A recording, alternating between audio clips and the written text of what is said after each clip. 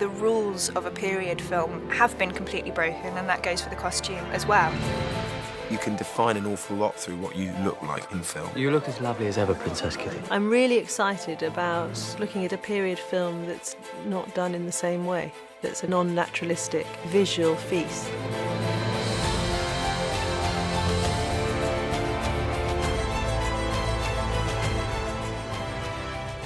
In our very first meeting, Joe said we're going to mix 50s couture with 1870s silhouettes. A lot of 50s couture was looking back to a late 19th century style, and the two meshed together really well.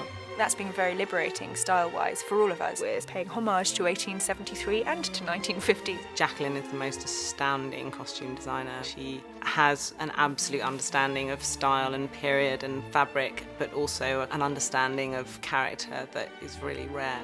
Anna! There's two dresses that have got really 50s bodices. The dress that she wears at the tea room and in the Grand Hotel, and the dress that she wears at the races. It's got an asymmetric fastening like this with buttons and a swoop of taffeta around the neck, and then the same 1870s skirt shape. And they differ from the 50s in the sense that they've got a long kind of tail which folds into the bustle so that it accentuates the 1870s shape. It's a real sliding scale, with Anna being the most 50s, and then it slides away to becoming more and more period, with the exception of Betsy, who is not at all period.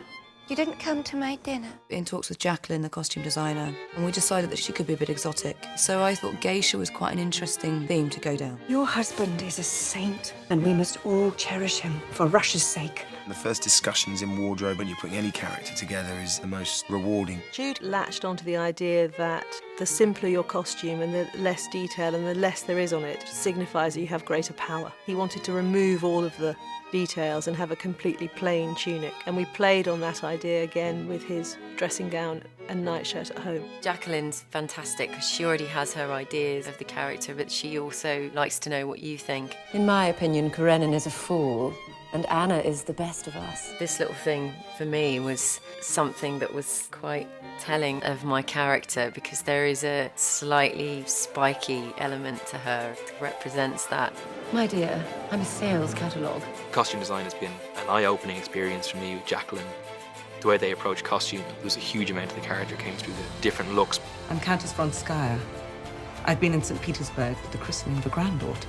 My character is supposedly aging beauty. I had this idea that she's worried that her neck's looking old, and I wanted some sort of collar. And then Jacqueline, she gave me this fantastic creation. Count Vronsky. Yes? These are rich, good-looking cavalry officers with nothing better to do than make love to pretty women. We gathered together all the images of Russian uniforms that were correct for the date. Joe was very specific about whites. We had to find pure whites rather than creams. Dance with me. Having me in this black costume and Aaron in this white one, entwining hands and everything, it suddenly became this yin and yang thing, which is what makes it so interesting. The more and more stylised it became, the more I thought that the 50s styling fit in. It's great for the film. I think it's another strand in the theatricality of it. We just set off in the boat that takes us through AnnaKarenina, and we get to the other side, and you hope for the best.